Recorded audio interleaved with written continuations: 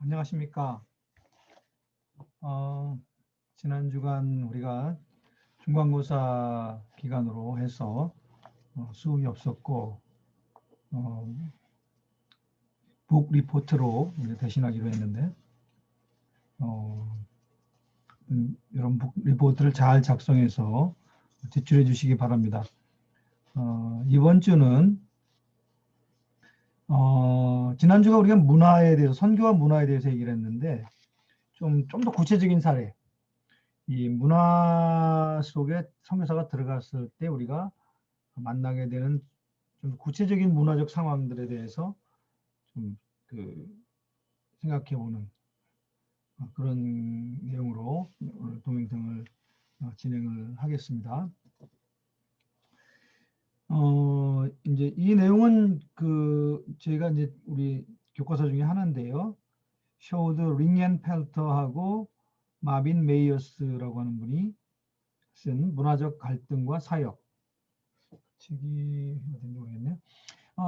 그래서 그 책 내용을 중심으로 선교사들이 이제 다른 문화에 갔을 때 만나게 되는 그런 문화적 차이, 그리고 그런 문화적 차이 때문에 나타나는 갈등이라고 할까요? 이제 그런 부분들을 좀 생각을 해보는 그런 내용을 가지고 하겠습니다.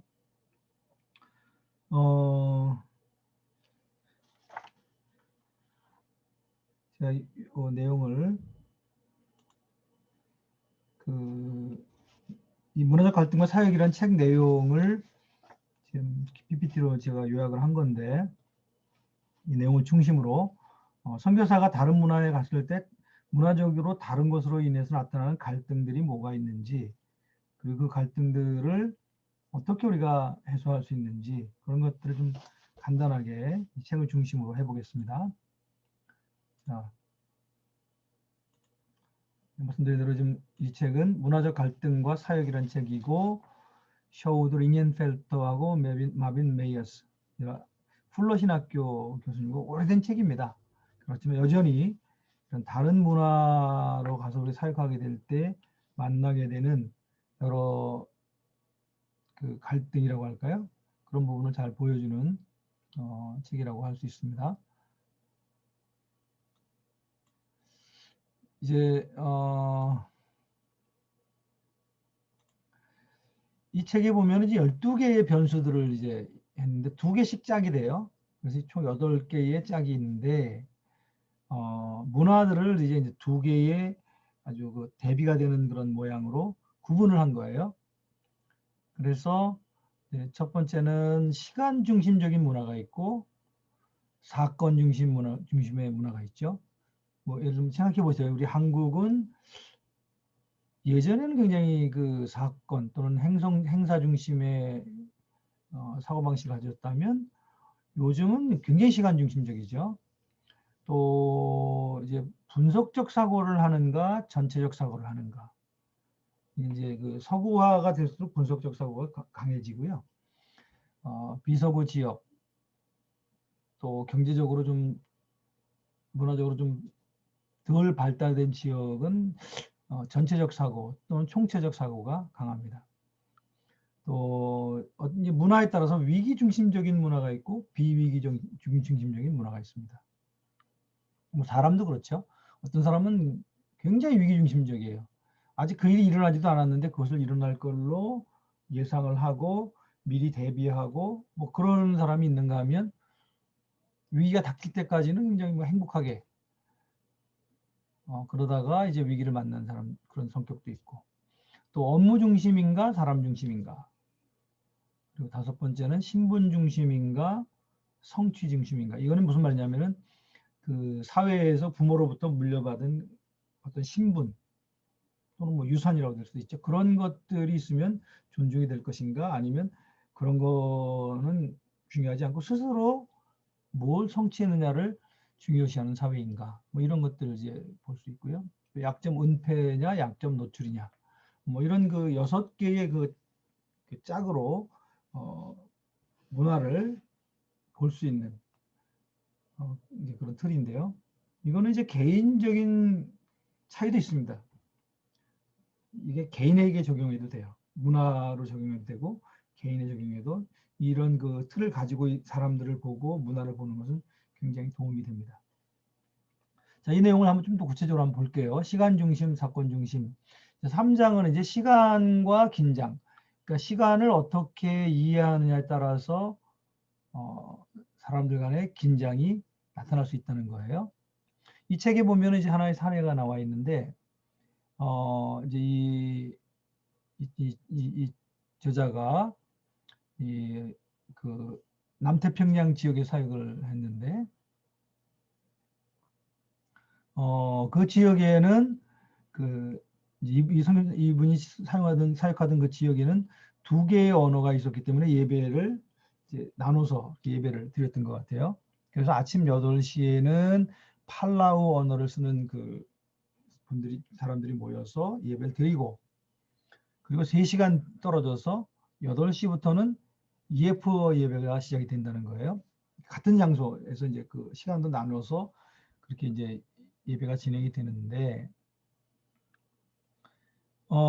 이제 8시에 예배가 시작이 됐는데, 이제 한 10시나 10시 반이면 끝나야 되잖아요. 11시에 이제 그 다음 예배가 와야 되니까.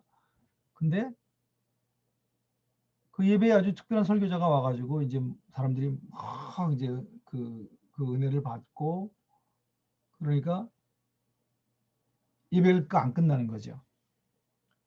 그래서 11시가 다 되어 가는데 그 다음 예배 시작해야 되는데, 뭐 이 지금 모시는 분들, 이 팔라우 언어 예배자들은 뭐 전혀 개의치 않고 이제 계속 그 예배에 몰입이 되어 있는 상태인데, 그때 이제 그 교회에서 일했던 독일인 선교사님, 독일 사람들 굉장히 시간 중심적이거든요. 그분이 이제 어, 이건 다음 예배가 시작이 돼야 되는 시간이 다 됐는데 계속 끊어지질 않으니까 설교자에게 얘기를 해서 그 예배를 마치도록, 그래야지 그 다음 예배가 시작되잖아요. 그런 결정을 했단 말이에요. 근데 모든 현지인들이 다 마음이 불편했고, 특별히 그 다음 11시에 예배를 드려야 할 그 예프어 그 예배를 인도할 목사님이 팔라우 교인들에게 사과를 했다는 거예요. 그러니까 사실은 이제 이 독일 선교사님 입장에서 볼 때는 팔라우 예배하는 분들이 잘못한 거잖아요. 그 다음 11시가 예배 있다는 걸 알고 있는데, 근데 오히려 사과는 예프어 예배를 인도하는 목사님이 했다는 거예요. 왜냐하면 이 현지인들 입장에서는 하나님이 일하시는 그 시간에 하나님이 막 부흥을 주시고 은혜를 주시는데, 그걸 사람이 들어가서 그 다음 예배의 순서가 있다고 해서 그걸 끊으면 안 된다는 거죠. 좀 늦게 예포 예배를 좀 늦게 드리면 되지, 뭐 이런 식의 생각을 가지고 있는 사람들이고, 이 서양 선교사님은 시간 중심적이다 보니까 이건 말도 안 된다. 이게 약속인데 이거는 이걸 어기는 것은 말이 안 된다. 여러분 같으면 어떤 입장이겠어요? 아마 한국 분들은 대부분 시간 중심적이다 보니까 이 부분에 대해서 좀 서양 선교사님처럼 하지 않았을까 싶은데, 이런 그 시간을 보는 관점에 따라서 갈등이 야기될 수가 있습니다. 자, 그 다음에 이 지각이라고 하는 개념을 보면 이제 시간을 어떻게 생각하는지를 금방 알 수 있어요. 그러니까 이제 누구 약속을 했는데 어느 정도 늦으면 이제 화가 나는가, 그거를 보면 이 사람들이 시간을 얼마큼 중요시 여기는가를 볼 수 있다는 거예요. 이 책에 나와 있는, 요즘 아마 바뀔 수도 있겠지만 이 책에 나와 있는 사례로 보면 EF인의 경우는 2시간 정도까지 늦는 건 괜찮다는 거예요. 그러니까 아까 11시 예배였지만 그 사람들이 한 1시 반까지 정도 예배를 드려서 한 2시쯤 예배 드려도 그럴 수도 있지 뭐, 이렇게 생각을 한다는 거예요. 그 다음에 한 3시간 정도 늦으면 이제 긴장이 된다는 거예요. 이 사람도 왜 안 끝내? 뭐 이런 식의 이제 그런 약간 스트레스 받는 거죠. 4시간이 넘으면 이제 화가 나는 겁니다. 그래도 그렇지 우리가 이 정도까지 참아줬는데, 뭐 이런 식의 이제 분노가 나는 4시간 정도 하면. 남미도 굉장히 시간 중심적이 아니라고 이렇게 알려져 있는데, 거기도 약 한 30분 정도 뭐 늦는 거, 약속을 했는데 30분 정도 늦어졌다, 30분 지났는데도 안 오네. 뭐 이렇게 그 30분 뒤에 오면 좀 믿어서 미안해요. 그러고 그냥 긴장이 없이 웃으면서 서로 맞을 수 있는 그게 한 30분 정도 된다고 보고요. 이제 1시간 정도는 약간 긴장, 스트레스 받는 거죠. 이 사람이 진짜 왜 안 오지? 1시간이 다 됐는데 왜 안 오지? 뭐 이런 식의 좀 그 긴장 관계가 형성이 되는 거고요. 그러면서 이 사람들은 아마 그 이 긴장과 분노의 시간 차이가 별로 없는가 봐요. 다혈질, 남이 사람 다혈질이라고 그러잖아요. 그러니까 뭐 긴장이 오면 막 화가 나는. 그래서 이제 1시간 정도 뒤에 오는 사람에게 대해서는 불쾌한 감정을 표현하는. 북미는 어떻게 될까요? 북미주, 그러니까 서양 사람들이죠. 서구 사람들은 5분 정도 넣는 것까지는 이해가 되는데 한 15분 넘으면 상당히 이 사람에 대해서 좀 약간 긴장 관계, 좀 표현은 안 하지만 마음으로 좀 불편한 거, 그 다음에 30분 정도 넘으면 이제 뭐 화가 나는 거죠. 관계를 끊는다든지. 아마 이 서구 사람들은 30분까지 뭐 기다리지도 않을지도 모르죠. 그죠? 자, 한국 사람들은 어떨까요? 옛날에는 코리안 타임이라 그래가지고 뭐 1시간 정도 뭐 늦어도 그 제가 예전에 그 대학 다닐 때 그때는 이제 서울 시내가 이제 그 이 지하철 공사가 많았어요. 고등학교 때도 그랬나? 어쨌든 그때는 어쨌든 그 뭐 70m, 80m 지하철 공사가 많아가지고 이 차가 막히는 건 뭐 일상적인 일이었어요. 그랬기 때문에 그때는 뭐 30분 늦어도 차가 막혀서 그러나 보다 이렇게 이해를 했어요. 근데 오늘날은 안 되죠. 오늘날은 뭐 지하철 타면 딱 제 시간에 갈 수 있으니까. 한국인도 요즘 거의 서양 사람 기준이 아닐까 싶어요. 제가 이제 그 깜짝 놀란 적이 있었는데 이제 태국은 시간 중심적인 문화가 아니에요. 그래서 태국에서 제가 이제 한 뭐 십몇 년 사역을 하다가 지금 한 8, 9년 된 것 같은데요. 홍정길 목사님 또 이동원 목사님, 이태용 목사님 이런 분들이 주도하는 그런 그 목회자와 선교사들이 모이는 그런 그 모임이 있어요. 그 모임이 있는데 이제 저는 그때 태국에 있을 때인데 그 모임에서 초청해 주셔가지고 제가 한국에 와서 그 모임에 참석하게 됐어요. 그래서 이제 그 어디서 모였는지 모르겠는데 그 어디 와 지하철에 내려가지고 그 대기된 버스에 타고 출발하는 건데 제가 한 5분쯤 늦었나? 5분쯤 늦어서 막 이제 이게 5분 정도야 모르고 딱 차를 탔는데요. 깜짝 놀랐어요. 거기 그 차가 이제 큰 차가 2대였는데 제가 탄 한 대가 한 40분 정도? 40분 정도 됐나? 쭉 꽉 이제 뭐 유명한 목사님들 뭐 이렇게 앉아 계셨죠. 쫙 앉아 계시는데 내가 맨 마지막에 온 거예요. 태국 같으면은 제가 제일 먼저 온 그 그룹에 들어갈 텐데 그 5분 보통은 이제 뭐 제 시간 이전에 오거나 5분 이상 늦지 않는 거죠.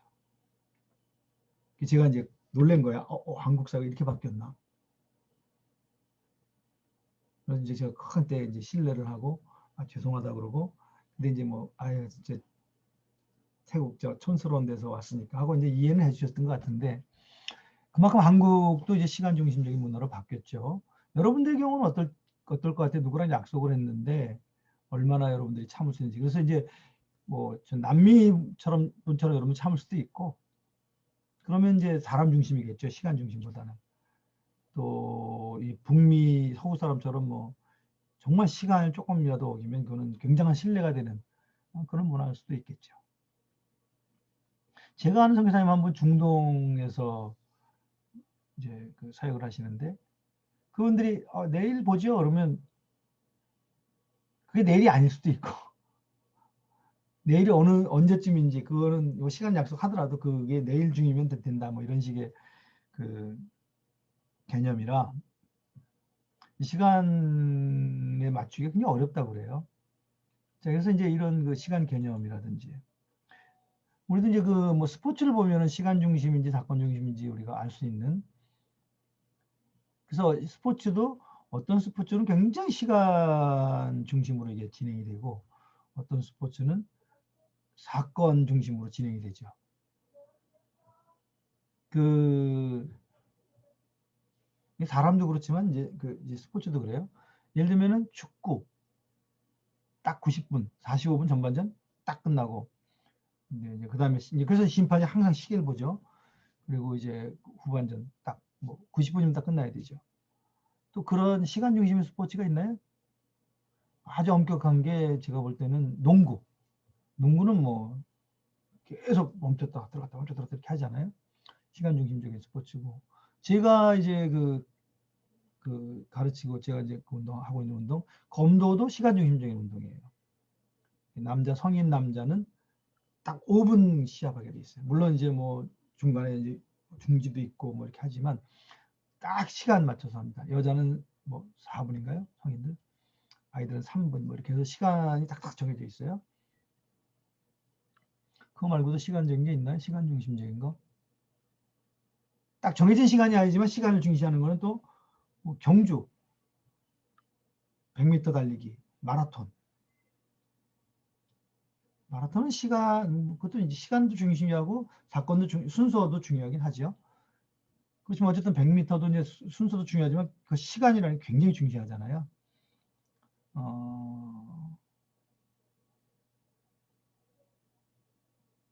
근데 이제 그 사건 중심적인 시간과 관계없이 그냥 그 사건 중심으로 진행되는 스포츠가 있어요. 제일 중요한 게 야구죠. 우리 야구. 야구 어떤 때는 밤 새워서 그 다음 날까지도 하고 그러잖아요. 테니스. 뭐 3일까지 가는 적도 있다고 그러더라고요. 또 농구는 굉장히 시간 중심적이지만 배구는 뭐 그 1세 때 몇 점을 따야 되니까 사건 중심적이죠. 시간하고 관계없어요. 사건 중심적인 게 뭐 그래서 이제 스포츠를 볼 때도 우리가 사건 중심 스포츠냐 시간 중심 스포츠냐 일종의 문화죠. 그것도. 어, 그래서 이 사건 중심적인 시간 중심적인 문화와 사건 중심 문화의 특징을 살펴보면 시간 중심 문화는 말 그대로 시간을 엄수하는 거죠. 그 정해진 시간, 약속된 시간을 딱 지키는 게 중요하고 사건 중심은 뭐 그 사람이 무슨 상황 때문에 좀 뭐 집안 개인 집안 개인 급한 일이 있을 수도 있고 교통에 막힐 수도 있고 그랬을 때는 그냥 그 사람 입장에서 이해해 준 거 시간은 게 중요하지 않다고 생각하는 그런 문화라고 볼 수 있어요.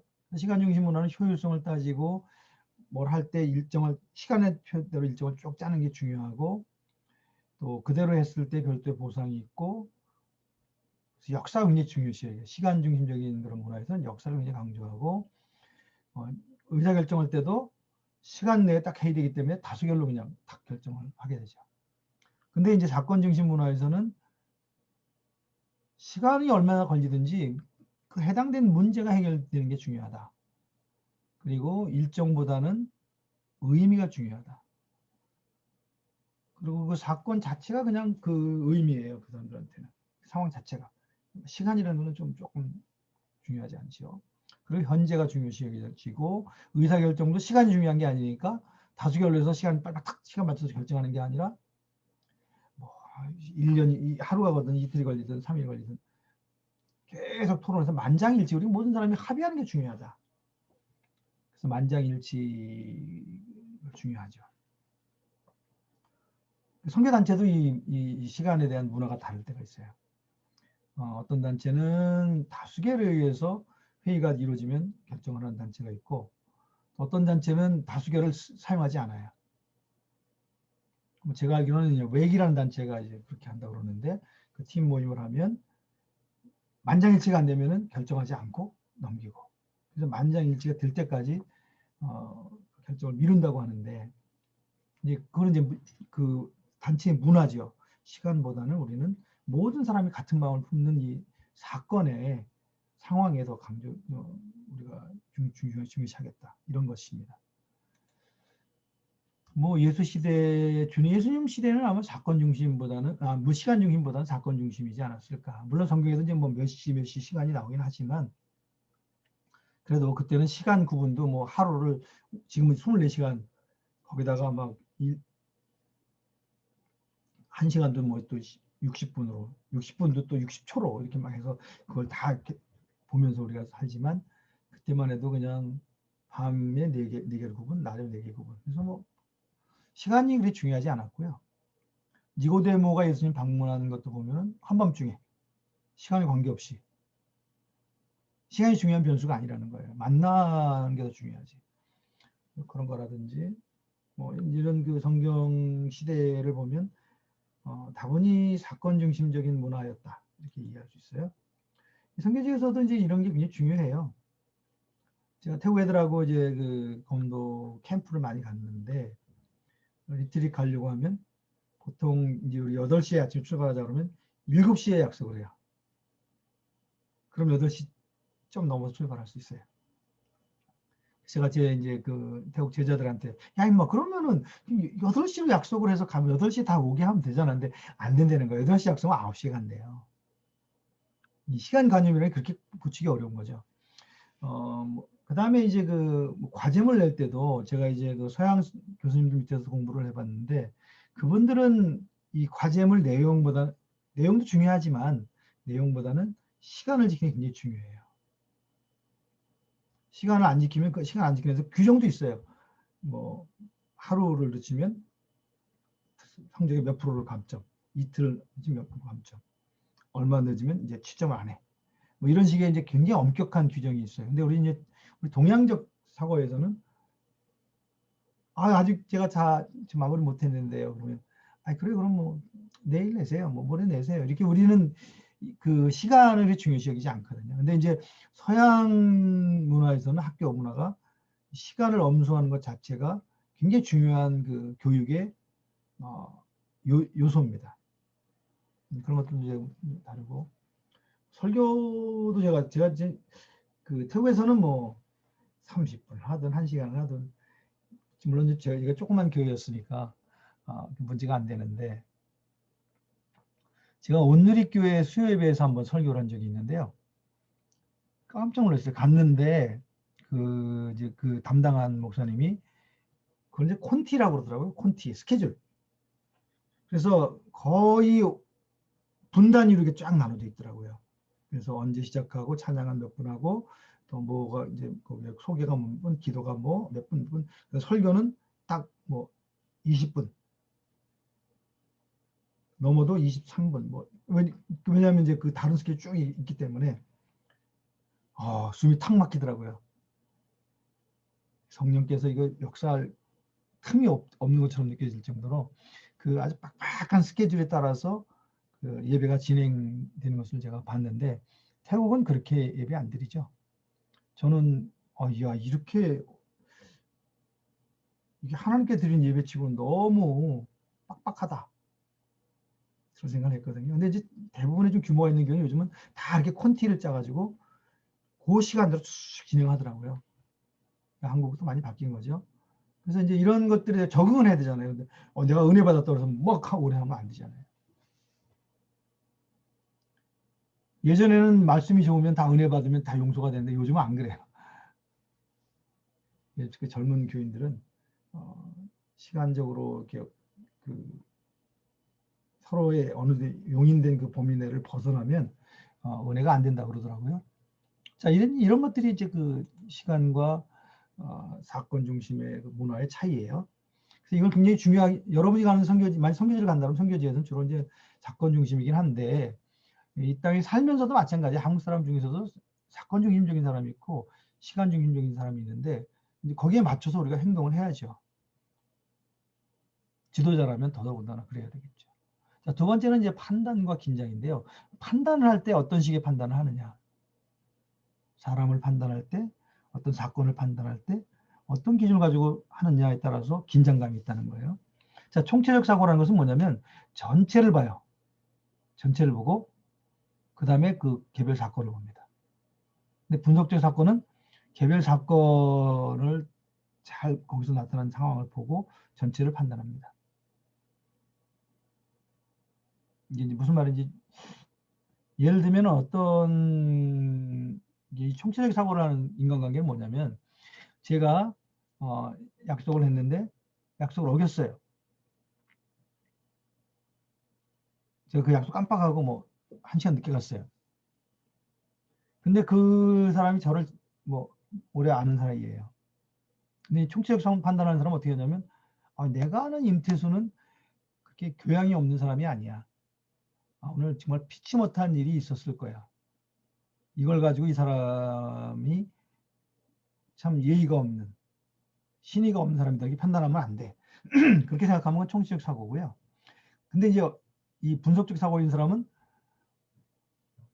나를 오래 알아왔는데 임태수는 이런 사람인데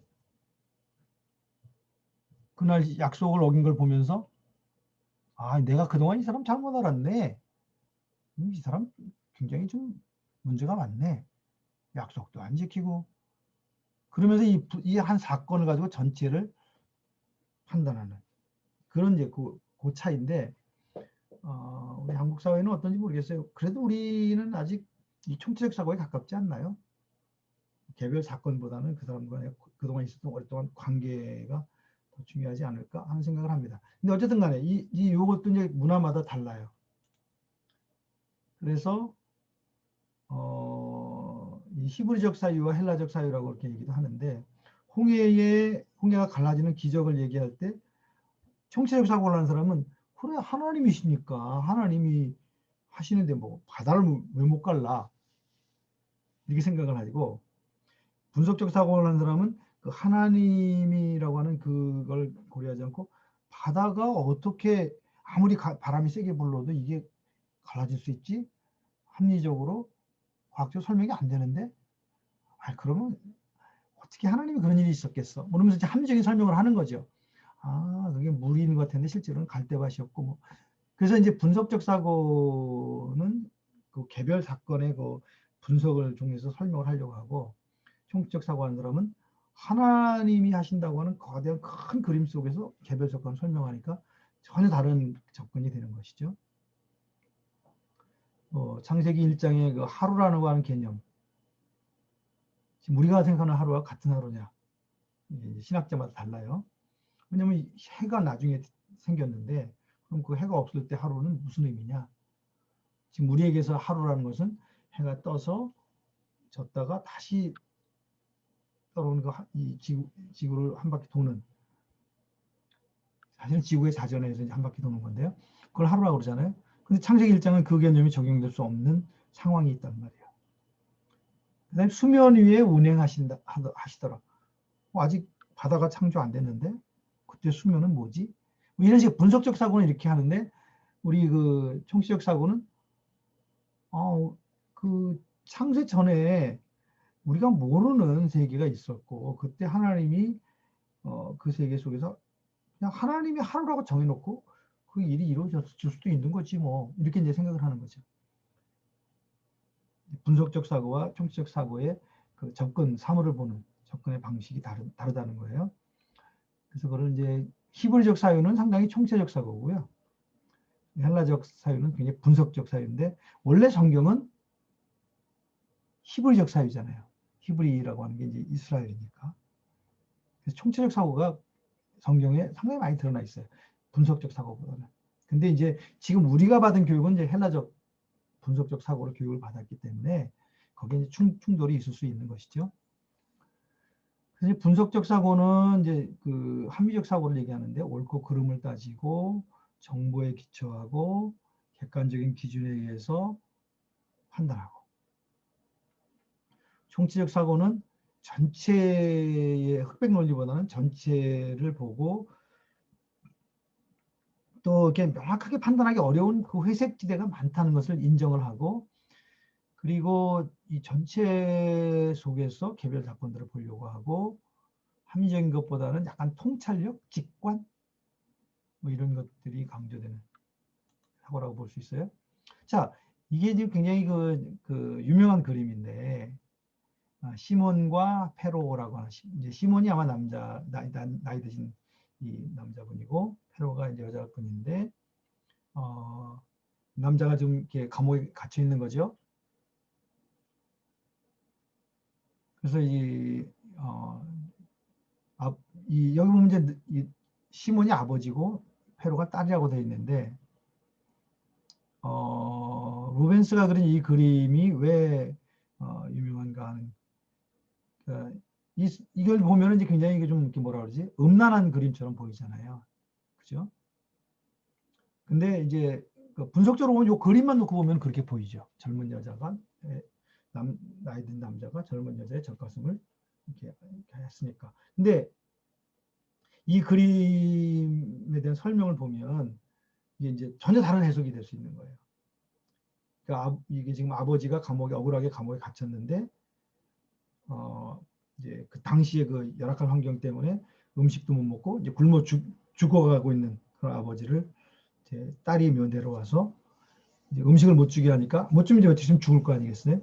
그래서 그 아버지를 살리기 위해서 마침 이 딸이 그 출산을 한 상황인데 자기의 젖으로 아버지를 먹이는 거죠. 자, 그렇게 보면 전혀 다른 의미가 되잖아요. 그래서 이제 분석적인 접근을 하면은 굉장히 음란한 그림이 되고, 이 총체적인, 그래도 아빠가 이렇게 했을 때는 뭔가 다른 이유가 있지 않을까?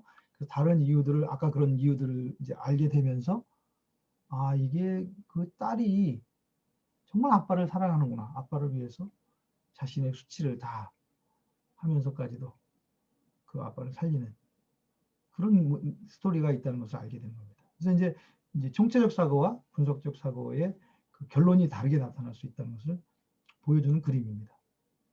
자, 선교지 상황에서 가져온다면 선교지는 대부분 이제 총체적 사고를 합니다. 분석적 사고보다는 총체적 사고를 하는, 그래서 하나님의 어떤 그 역사 그리고 삶의 어떤 전체적인 상황 가운데 하나님의 그 복음이 다가가게 하는 그런 접근이 필요하지.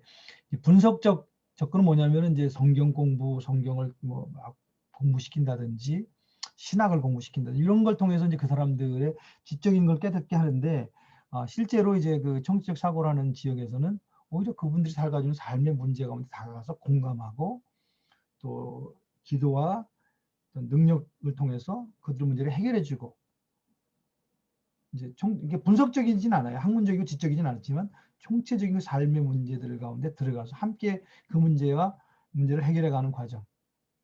선교지에서는 오히려 이게 더 필요하죠.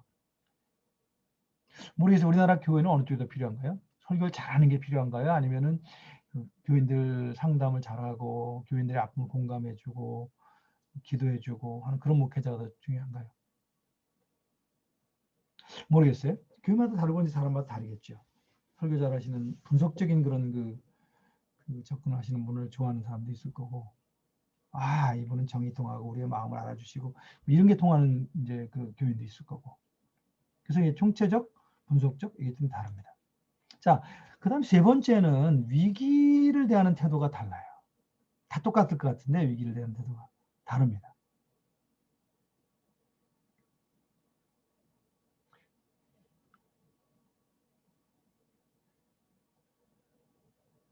제가 지금 이름이 생각이 안 나. 옛날에 우리 영어 책에 제가 대학 입시 공부할 때 무슨 영어더라? 유명한 영어 책에 있는 영어 그 참고서가 있는데 거기 보면 한 예어가 있어요.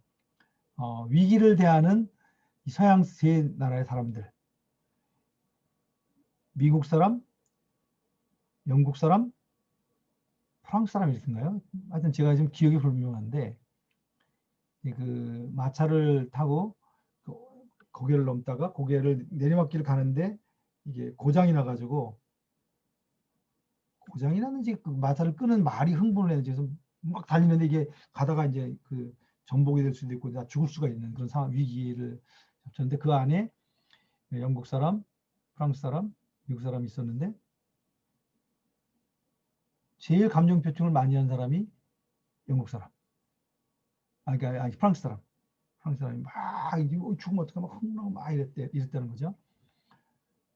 그런데 영국 사람은 거의 그런 상황에서 오히려 감정을 표출하지 않고 냉정을 얻고 그렇게 했다는 거예요.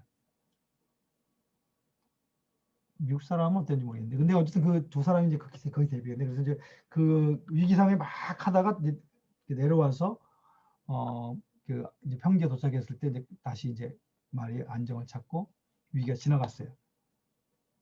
근데 그 이제 막 위험한 그 상황일 때는 불안 사람이 제일 난리치고 오히려 영국 사람이 차분했는데 내려와가지고는 이 영국 사람은 이제 끙끙 앓고 이제 눕게 됐고 프랑스 사람은 무슨 일이 있었는지 금방 다 잊어먹고 다시 행복한 그런 상태로 돌아갔다는 그 이야기가 있어요. 근데 그게 이제 위기를 어떻게 대하느냐는 걸 보는 거죠. 위기 가운데 즉각적인 반응하는 사람이 있고 그 위기에 대해서 뭐라 냉정하게 반응한다 할까요? 그런 것처럼 이제 위기를 대하는 태도가 다 다른데 특별히 어떤 사람은 이제 위기 중심적 사고가 있고요. 어떤 사람은 비위기 중심적인 사고가 있어요. 자, 이제 여기 이 책에 보면 이제 그런 예화가 나와요. 일기예보상 태풍이 온다. 그래서 해안가에 있는 사람들은 이 태풍 준비하고 또 이제 집들을 잘 관리하고 이 피해가 있지 않도록 준비를 하십시오. 이렇게 이제 일기예보가 왔는데 이 예프인들은 여전히 그냥 아무 일 없었다는 듯이 즐겁게 놀고 그렇게 지냈다는 거예요. 그래서 이제 그 예보대로 이제 임박해가지고 막 바람이 불고 이제 막 실제로 이제 그것이 현실로 나타났을 때 예프인들이 그때서 막 움직여서 이걸 했다는 거예요. 서양 사람들의 경우는 이제 미리 예보를 듣고 그 예보에 맞춰서 준비를 한다면 예프인들은 비위기중 심적이죠. 위기에 대한 이야기가 있어도 실제 것이 임박할 때까지는 거기에 의해서 좌우되지 않는 거죠. 어떤 게 더 좋은지는 모르겠어요. 여러분들 같으면 어떤 게 더 좋은지 모르겠어요. 제가 이제 태국에 있을 때 2011년인가요? 12년인가요? 잘 모르겠어요. 뭐 그때 어간일 것 같은데 10년, 11년?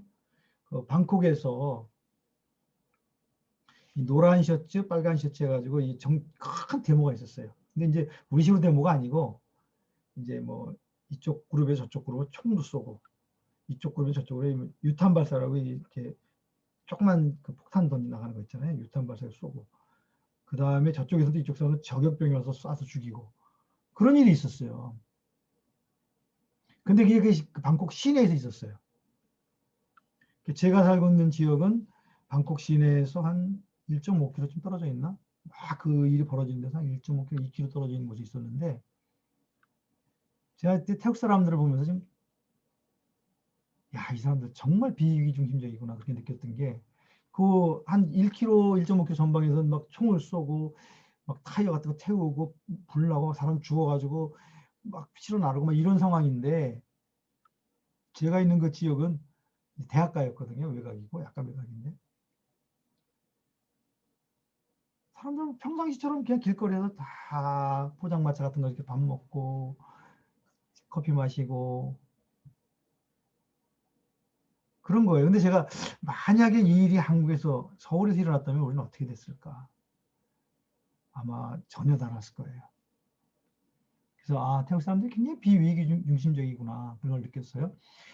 또 하나는 그 조류독감이 왔을 때 한국 뉴스 보면 뭐 한국은 난리가 났는데 태국 사람들은 뭐 별로. 근데 이제 그때도 저희 바로 옆에 마을까지 조류독감이 오니까 이제 저희 마을 사람들이 막 얘기하기 시작하더라고요. 야, 이 조류독감이 바로 옆 마을까지 왔대. 우리한테도 올지 몰라. 그때 이제 긴장하는 걸 느꼈어요.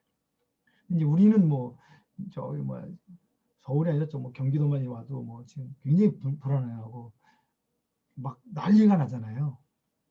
그런 것처럼 이제 그게 다르고 짐 쌀 때 보면은 부부가 위기 중심적인 사람하고 비위기 중심적인 사람이 달라요. 위기 중심적인 사람은 짐이 많아지죠. 그죠? 이런 것도 대비해야 되고 저것도 대비해야 되고. 비위기 중심적인 사람은 짐이 단순하고. 그래서 여행 갔을 때 비위기 중심 사람이 더 어려울 수 있겠죠. 미리 예상을 하고 준비를 안 했으니까. 그렇지만 이제 어쨌든 그거를 어떤 문화적인 차이지 그거를 비난하면 안 된다는 거예요. 제 경험도 있는데 이건 지금 너무 얘기가 많아지고 위기중심적인 사람은 항상 위기가 있을 것을 미리 예상하고 거기에 대비하고요. 그래서 계획이 굉장히 중요하고 모호한 부분이 있으면 그걸 정확히 해야 돼요. 그래서 그걸 대비해야 되니까. 또 그걸 대비할 수 있는 절차, 매뉴얼, 위기 관리 매뉴얼이 다 있고요. 매뉴얼들이 많죠. 서양 단체들은 매뉴얼이 많습니다. 우리 한국 단체들은 매뉴얼이 별로 없어요. 그분들에 비해서 우리가 비위기 중심적이라고 할 수 있죠. 전문가의 조언이 굉장히 중요하고요. 위기 중심적인 사람들은 효율성, 정확성, 군대 같은 데가 이제 그런 조직이라고 볼 수 있고, 병원도 마찬가지고요. 비위기 중심적은 이제 뭐 위기 발생에 대해서 뭐 임박할 때까지는 그렇게 중요시 여기지 않고요. 임박하면 임기응변이 굉장히 중요하고, 또 막 너무 빨리 결정해가지고 사람들에게 막 아주 오지도 않은 위기인데 번거롭게 하지 않으려고 하고, 또 전문가보다는 자기 경험에 의존하고, 임기응변이 중요하니까 창의적인 거, 융통성 이런 걸 굉장히 중요시 여기는 그런 문화라고 볼 수 있어요. 제 경우는 아직 태국에서 제가 경험한 거는 태국 사람들 정말 비위기 중심적인 문화거든요. 그러니까 저는 이제 위기 중심적인 그런 사람이에요. 이제 태국 사람들이 저를 볼 때는 왜 이렇게 까칠하게 저러지? 이렇게 보일 수 있는 면이 있는 거죠. 문화적인 차이가 이제 그렇게 오해라고 할까요? 서로 이제 느낌이 다른 거예요. 그래서 이제 그렇기 때문에 만약에 저 같은 경우 비위기 중심적이고 태국 사람이 비위기 중심적이면 제가 어떻게 해야 돼요? 제가 선교사니까 비위기 중심적인 사람처럼 행동해. 쉽지 않은데 그렇게 행동해야죠. 그래서 그걸 에믹이라고 그랬죠. 제가 에믹 관점을 얻어야 된다. 에틱은 바깥에 외국인. 내가 위기 중심적인 사람으로서 자꾸 내 입장을 얘기를 해버리면 현지인들은 굉장히 어렵죠. 그래서 이제 제가 어느 다큐멘터리를 봤는데 이 히잡이라고 그러죠. 저희 지금 히잡이라고 그래요. 이제 얼굴을 내는, 어깨만 가리고 얼굴을 내는. 근데 이제 뭐 부르카 같은 경우 전체 다 눈인데도 가리죠. 뭐 이런 걸 보면서 우리는 제 태국에는 히잡을 주로 하는데 이 더운데 왜 저렇게 다 뒤집어 쓰고. 근데 이 모슬림 여자들 물어보면 굉장히 자기들이 이렇게 하는 것을 패션으로 생각하고 또 여자들의 정결함을 유지한다고 보고 거기에 대해서 굉장히 자부심을 가지고 있는 걸 볼 수 있어요. 그래서 우리가 볼 때는 이 더운데 저렇게 그냥 번거롭게 여자들이 억압받는구나 이렇게 했는데 느낌이 다른 거예요. 그런 것처럼 이제 내부자 의견에 갖는 게 이제 중요하고, 그래서 저희들이 가능한 내부자 의견을 갖기 위해서 뭐 위기적인 비위기적인 다른 것도 마찬가지인데 그 사람들처럼 살아보고 그 사람들의 입장에 서서 이렇게 생각하는 그런 훈련들을 많이 합니다. 특별히 여기 보면 이제 현지어 습득할 때 그래서 이 램프 방법이라고 그러는데 그 사람들 언어도 중요하지만 우리는 책상에서 공부하는 거 중요하잖아요. 근데 이제 그거는 진짜 언어만 공부하는 거고 에미의 관점이라고 하면 그 사람들의 문화적인 경험들, 관점들을 배우는 거기 때문에 언어 공부할 때 반드시 몇 개 질문을 가져와서 시장이나 뭐 어디 사람 모인 데 가서 계속 그 질문해 가지고 그 사람들의 이야기를 듣는, 그래서 언어를 익히는 훈련을 램프 방법론이라고 하는데 언어를 배우는 것도 중요하지만 언어를 통해서 그들의 문화를 배워야 된다. 뭐 이런 이제 개념이죠. 그래서 저희 같은 경우 이제 제가 살던 마을이 이런 식이에요. 이게 물이 깨끗해 보이는데 사실은 똥물이죠. 하수 정화조가 잘 안 돼 있기 때문에 생활 폐수가 탁하여서 막 악취가 많이 나는데 이런 마을인데 젊은 애들이 다 마약을 해요. 그리고 인생의 계획도 없고 그냥 되는 대로 그러거든요. 굉장히 비위기 중심적인 그런 삶을 살고 있는데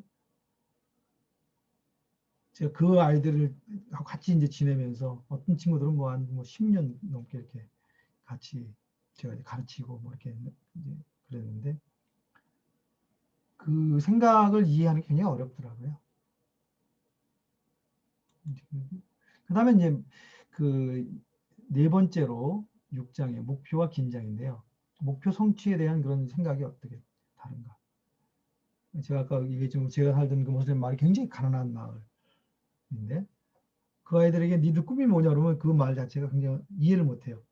왜 우리가 꼭 어떤 뭔가 야망을 가져야 되죠?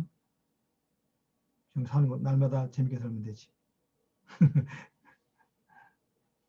그렇게 생각하거든요. 그러니까 목표에 대한 생각이 달라요.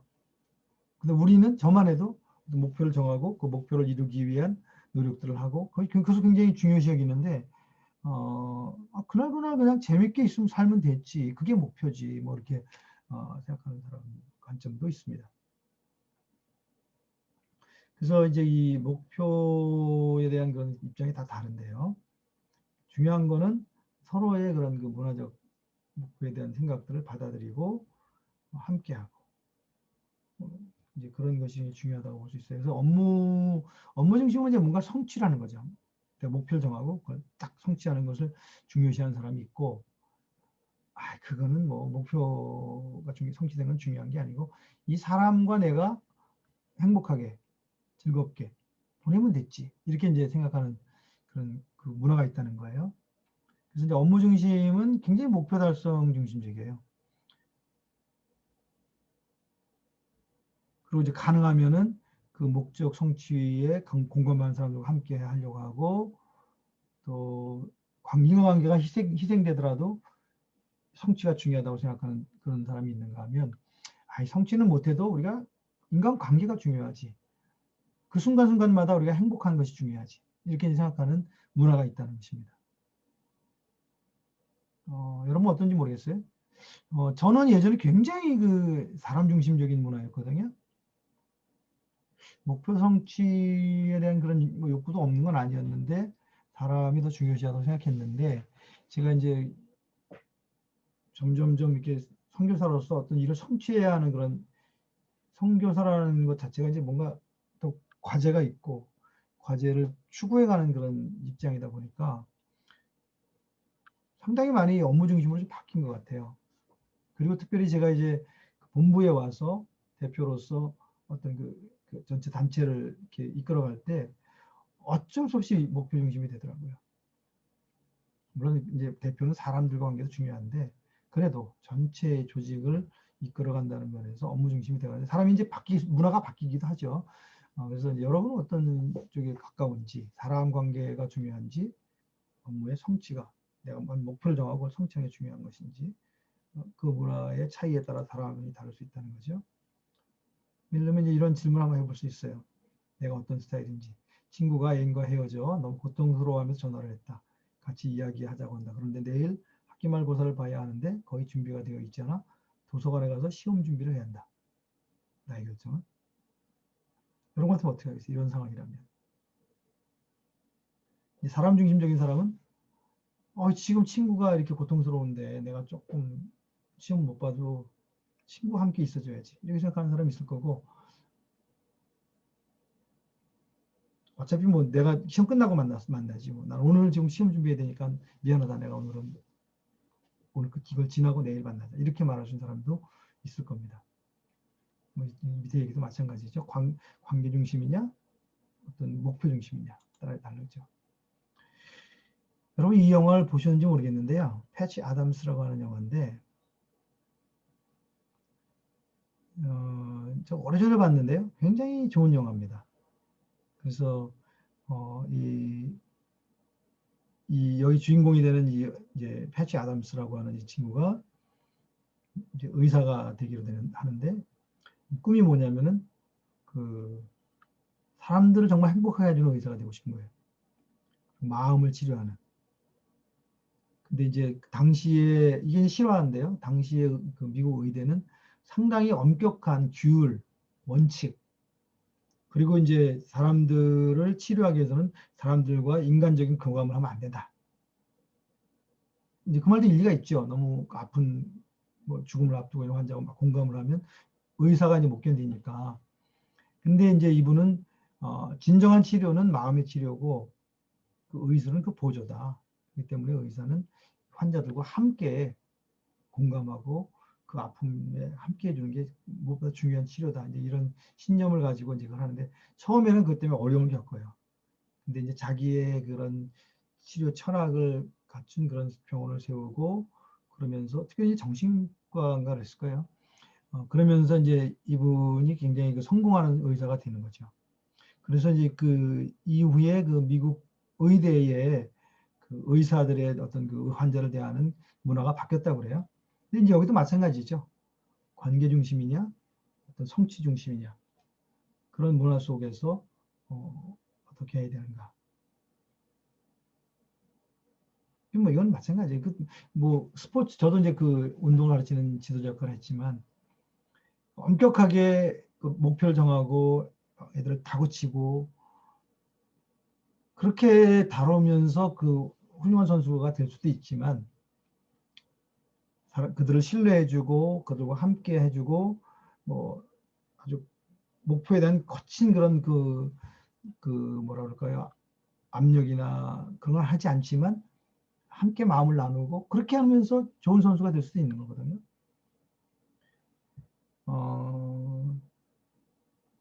제가 이제 요즘 전 축구 좋아하는데 이제 손흥민 선수 유명하잖아요, 요즘.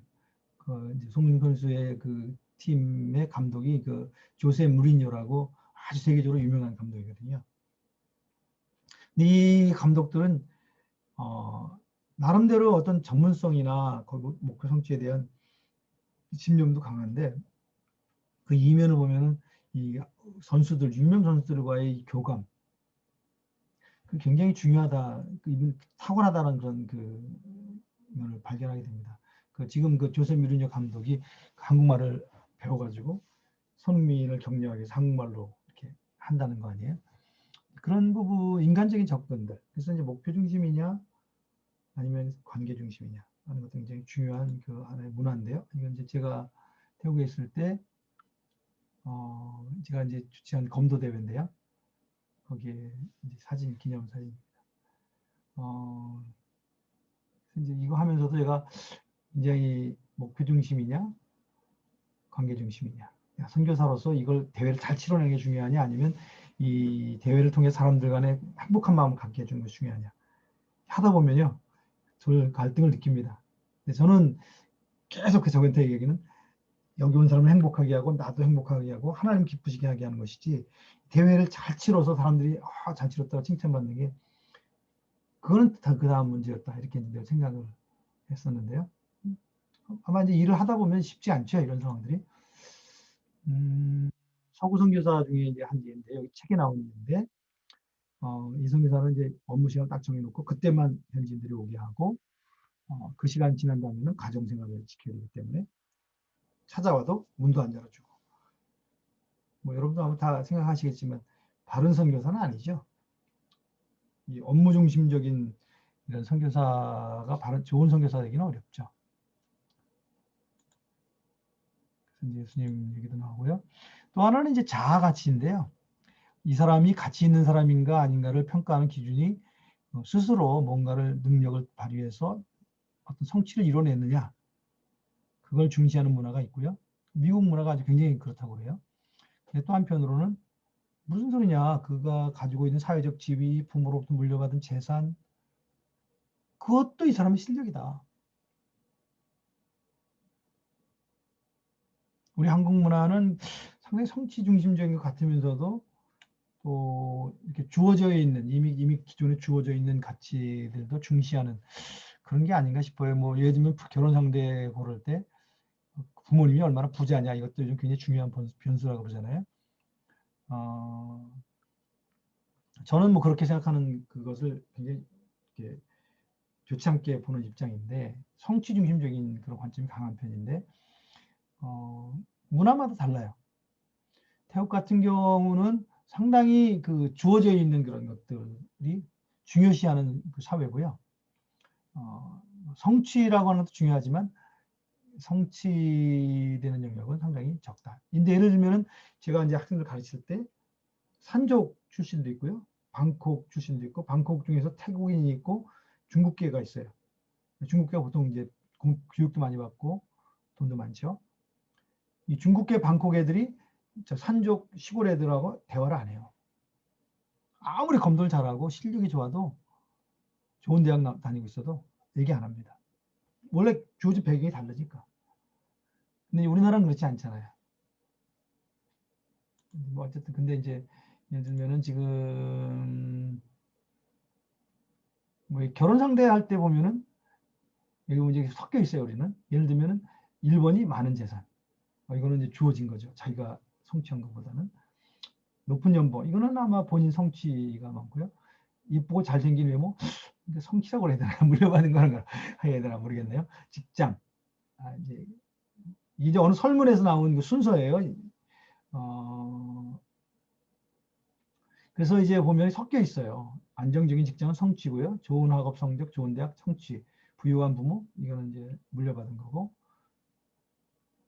아니, 자녀들의 출세가 이건 아닌데. 결혼 상대에 관한 건 아니래. 사람들을 평가하는 기준이래요. 결혼보다는. 그래서 이게 지금 우리나라는 섞여 있는데, 그래도 성취적인 게 강하지 않을까요? 집안 배경이나 뭐 출신 가문 이런 거는 이제 옛날처럼 많이 보지는 않잖아요. 그래서 이제 주어진 신분 중심, 주어진 것 아니면 성취한 것, 그가 그 스스로 능력에서 성취한 것을 중요시 여기는가, 그런 부분을 이제 봐야 되겠죠. 예수님은 상당히 성취 중심적인 관점을 많이 얘기하신 게 아닌가 이렇게 볼 수 있고요. 이 마지막은 이제 연약함과 긴장인데요. 시간이 많이 갔는데,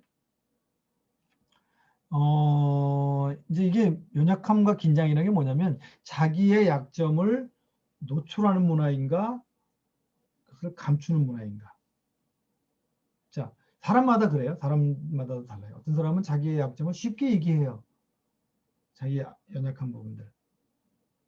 뭐 나는 못생겼고, 뭐 집도 부자도 아니고, 뭐 촌놈이고. 이렇게 얘기하는 사람이 있는가 하면 철저히 자기 얘기는 안 하고, 약점이 노출될까봐 항상 긴장하는 그런 성격이 있잖아요.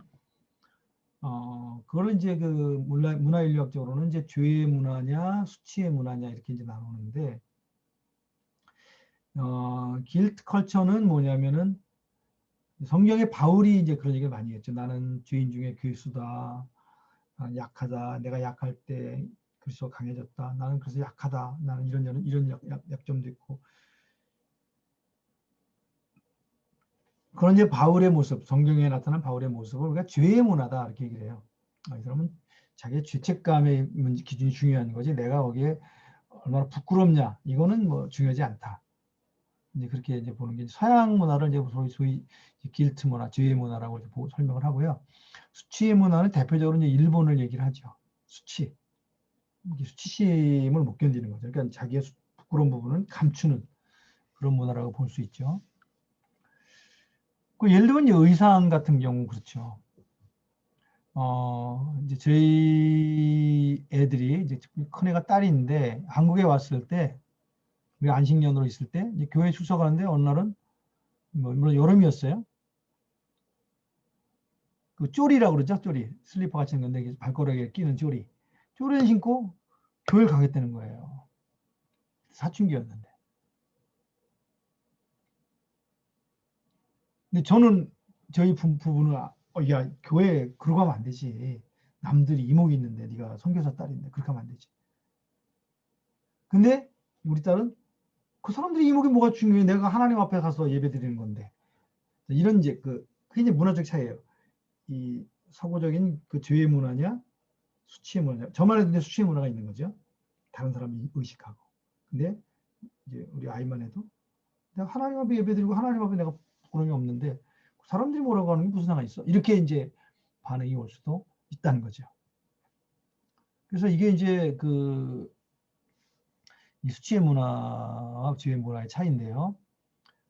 대표적으로 이제 이게 루스 베네딕트라고 하는 분이 2차 세계대전 중에 이제 미국이 이제 일본하고 전쟁을 하게 됐잖아요. 근데 일본에 대해서 너무 모르는 거예요. 일본 군인들이 어떤 행동들을 보면서 놀라는 거죠. 도대체 어떤 배경에서 저런 게 나왔지? 그래서 이제 이 루스 베네딕티가 문화인류학자인데 이분에게 일본 문화를 잘 연구해서 그걸 책을 써서 좀 우리 군인들이 특별히 이제 장교들이 읽을 수 있도록 책을 써달라. 그래서 이제 이게 쓴 책이 국화와 칼이라는 책이에요. 저도 이 책을 뭐 읽지는 못했는데 이 내용을 알죠. 그런데 이제 일본 문화를 이제 수치의 문화라고 하는 관점에서 쭉 설명을 한 책입니다. 그리고 이제 뭐 공동체, 조직의 문화, 공동체 전체가 기준이 되고 개인은 거기에 이제 순종하는 뭐 이런 식의 이제 그 문화를 얘기를 한 거죠. 이것도 다른 말로는 이제 레이더형 인간이냐, 나침반형 인간이냐. 이것이 약간 서양 사람들이 자기 좋게 얘기하려고 얘기한 건데 이 죄의 문화는 나침반형. 나침반은 항상 북은 북이고 남은 남이잖아요. 내 안에 어떤 절대적인 기준을 가지고 그 기준에 맞춰서 자기가 삶을 살아가는 그걸 이제 나침반형 인간이라고 한다면 레이다형의 인간은 뭐냐면 외부에 어떤 것이 있느냐에 따라서 거기에 맞춰가지고 그 행동하는 거죠. 그래서 뭐 패션이 뭐가 유행한다 그러면 그거에 맞춰서 해야지 그거 안 하면 굉장히 부끄러움을 당하는 걸로 생각하고 근데 이제 그 나침반형 인간은 그렇지 않죠. 그래서 이제 오히려 뭐 영국이나 프랑스 이런 데 가면은 그 사람들이 패션의 중심인데도 일반 서민들은 그 패션에 그렇게 민감하지 않다고 그러잖아요.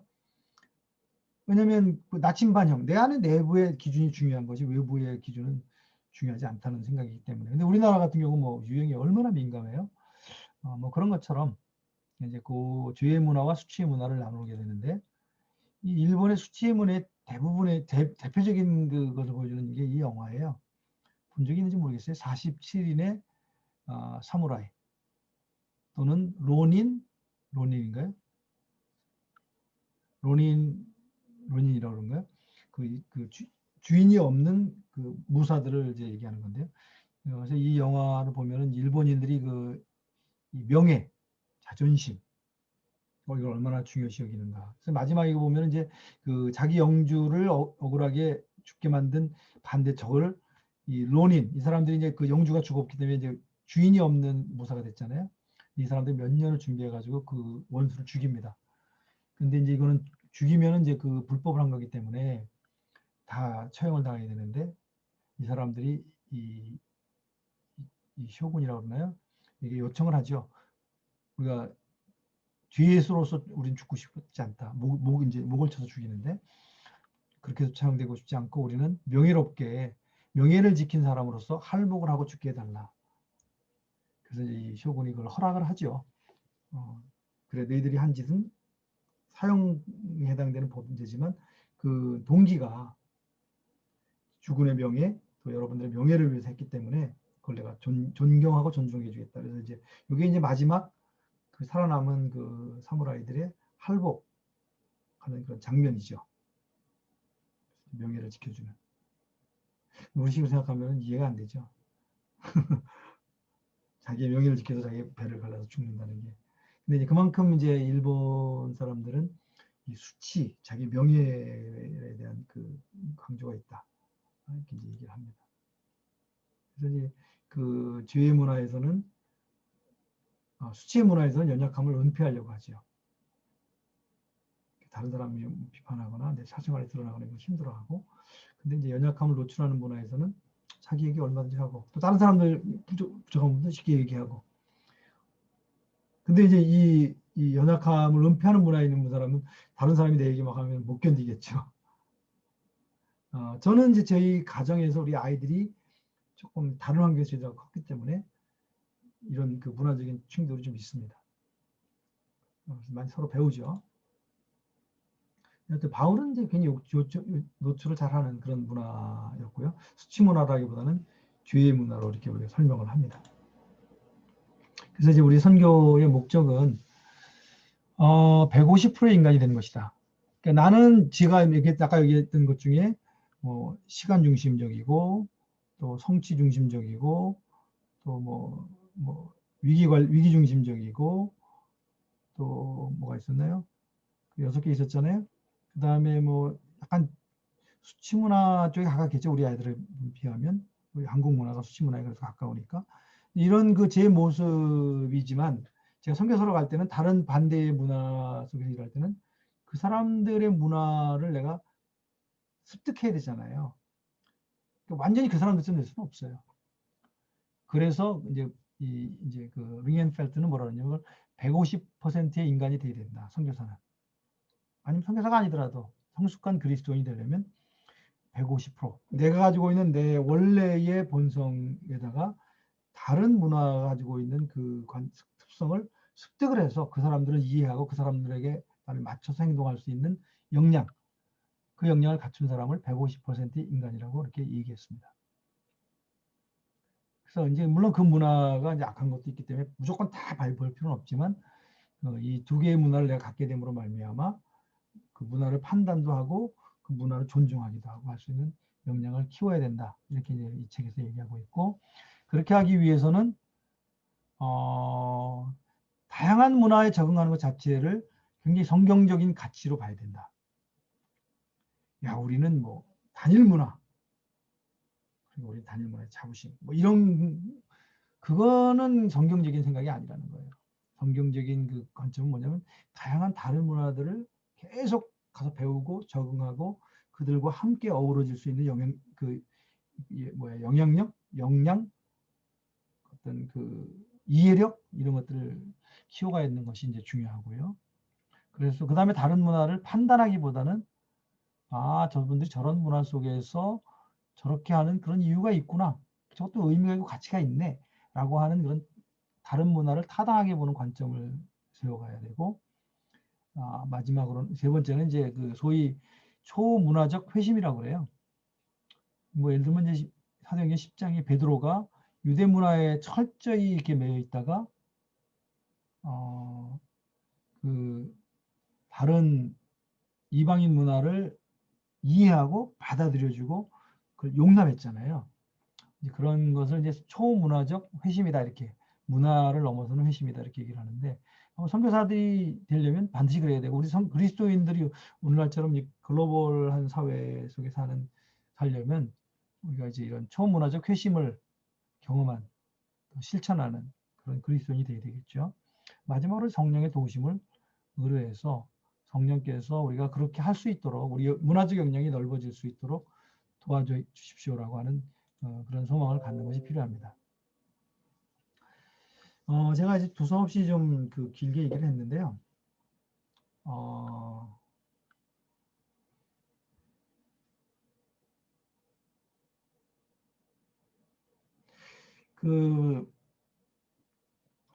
이 책을 여러분들이 꼭 뭐 선교서가 아니더라도 이 책 내용이 우리에게 주는 그 교훈이 큽니다.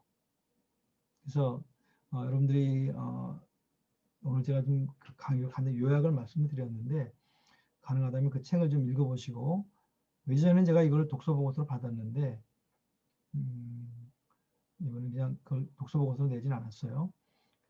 그걸 읽고 이해하시고, 요즘 제가 12개 가치인데 6개의 짝으로 이렇게 설명을 했잖아요.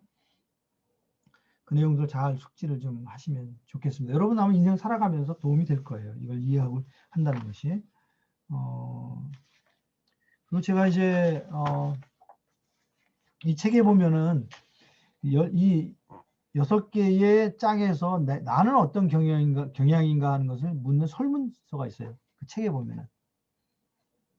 그래서 그 설문을 한번 해보시고 자기 그 점수를 내는 방법을 자기 점수를 내보시고 그렇게 한번 해보시면 좋을 것 같아요. 제가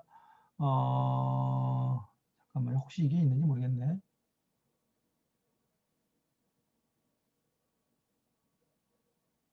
없네요. 죄송합니다. 이게 없네요.